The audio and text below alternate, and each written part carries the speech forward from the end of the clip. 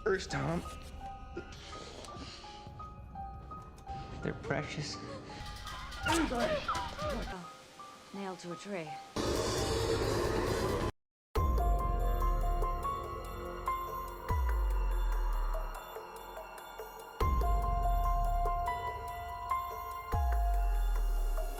Jack और Rose जंगल में एक कार के अंदर मेकआउट कर रहे हैं। जैक रोज के साथ इंटीमेट होना चाहता था, लेकिन रोज शादी से पहले इंटीमेट नहीं होना चाहती थी। लेकिन जब जैक थोड़ा जोर देता है तो रोज उसके साथ इंटीमेट होने के लिए राजी हो जाती है। तभी उनकी कार के पास एक दूसरी कार रुकती है। जैक उस कार के पास जाता है। अचानक से एक औरत कार से निकलकर चाकू से जैक पर हमला करके उसको जान से मार डालती है। रोज डर कर वहां से भागने की कोशिश करती है, लेकिन वो किलर औरत उसको भी जान से मार डालती है। फिर अब हमें दूसरे कपल के बारे में देखते हैं।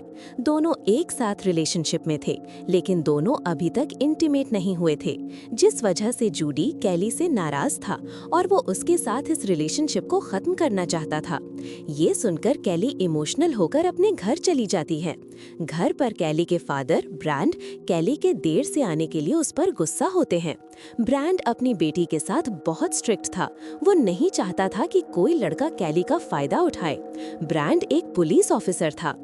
अगली सुबह ब्रैंड को बहुत ही बुरी हालत में जैक और रोज की डेड बॉडी मिलती है। उस किलर औरत ने रोज को कई सारे कील से ठोककर पेड़ पर लटका दिया था। दूसरी तरफ कैली कॉलेज जाकर देखती है कि उसका बॉयफ्रेंड जूडी किसी और लड़की के साथ टाइम स्पेंड कर रहा है, जिसे देखकर कैली को बहुत बुरा फील होता है। उसी दिन कैली को अपनी दोस्त टिम्मी से रोज और जैक के मर्डर के बारे में पता चलता है, जो कि उनके साथ ही कॉलेज में पढ़ते थे।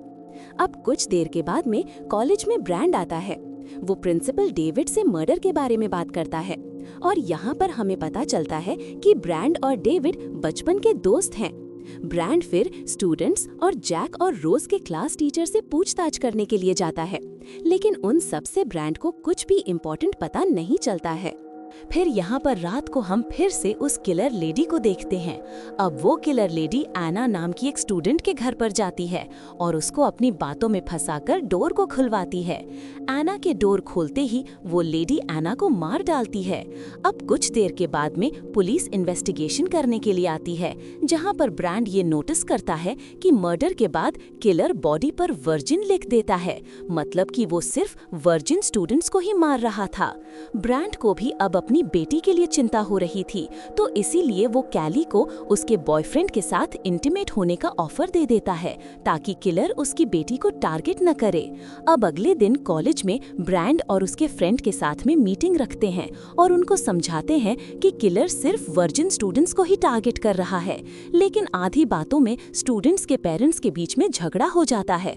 उन मीटिंग को वहीं पर रोकनी पड़ती है।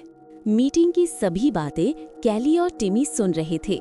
टिमी अपने बाकी दोस्तों को ये बात इन्फॉर्म करने के लिए कैली का फोन लेकर दूसरी तरफ चला जाता है। टिमी बहुत देर तक वापस नहीं आया था और इसीलिए कैली खुद टिमी को ढूंढने निकल जाती है।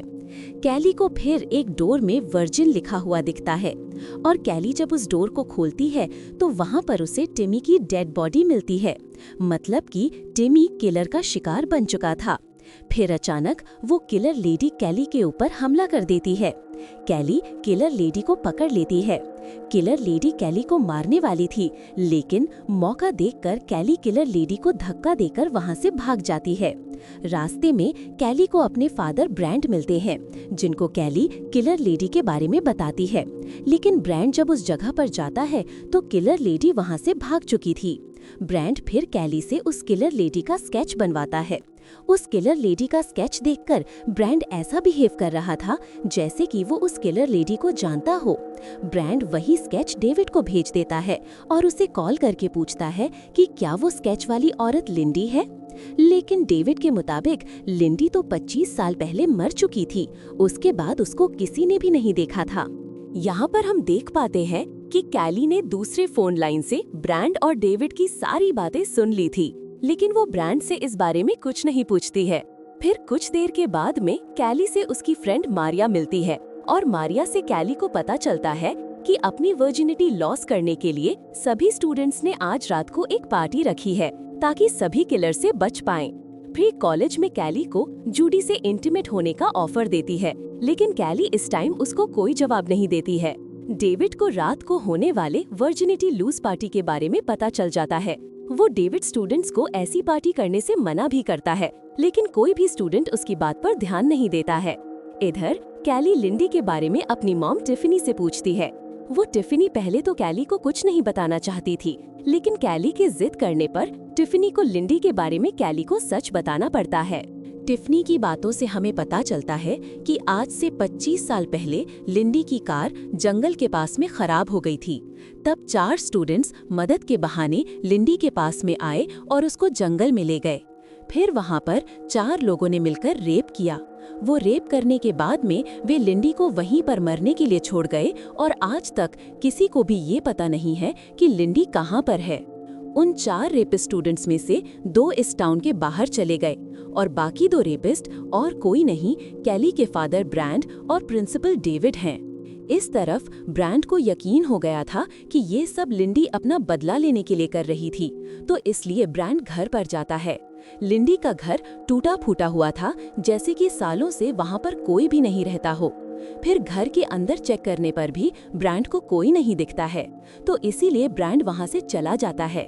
लेकिन यहाँ पर हम देख पाते हैं कि घर में कोई था जो कि ब्रैंड के ऊपर नजर गड़ाए हुए था। अब कुछ देर के बाद में डेविड को ब्रैंड का कॉल आता है, जो कि उसको मिलने के लिए बुलाता है। ब्रैंड डेविड से मिलना चाहता है, लेकिन तब तक किलर लेडी ने डेविड को मार डाला था। ब्रैंड कुछ समझ पाता उससे पहले किलर लेडी ब्रैंड के सर पर वार करके उसको बेहोश कर देती है। रात को सभी स्टूडेंट्स पार्टी कर रहे हैं और पुलिस भी किलर को पकड़ने के लिए उस पार्टी में नजर रखे हुए थी। पार्टी में जूडी एक लड़की के साथ इंटीमेट होने वाला था, लेकिन वो अब भी कैली से प्यार करता था, तो इसीलिए जूडी कैली से मिलने जाता है। दूसरी तरफ हम टीचर टॉम को देखते हैं, जो कि एक बड़े से बॉक्स को बेसमेंट में ले जा रहा था। कैली बॉक्स को ले जाने में टॉम की मदद करती है और इस टाइम कैली को बॉक्स के अंदर से किसी की आवाज सुनाई देती है। कैली जब बॉक्स को खोलती है तो उसके अंदर कैली को अपने फादर और जख्मी टिमी मिलते हैं। कैली मदद बुलाती उससे पहले टॉम कैली को मारकर बेहोश कर देता है। सीन फिर कुछ टाइम के बाद में शुरू होता है, जहां पर हम टॉम के बेसमेंट में बहुत सारे हथियार देखते हैं और यहां पर उसने कैली और ब्रैंड को बांध कर रखा हुआ था। मतलब कि किलर और कोई नहीं बल्कि टॉम था। वो लिंडी का बेटा था, जो कि अपनी माँ के रेप का बदला ले रहा था। टॉम कैली को मारने वाला था, लेकिन तभी टॉम के घर के डोर पर जूडी नॉक करता है। जूडी कैली के बारे में पता लगाकर वहां तक आ गया था। टॉम बाहर जाता है ताकि बात को संभालकर जूडी को वापस भेज दे, लेकिन कैली एक ग्लास को नीचे गिराकर जूडी को सिग्नल दे देती है। जूडी समझ जाता है कि कैली अंदर है। जूडी खुद घर के अंदर जाता है और डोर को अंदर से लॉक कर लेता है।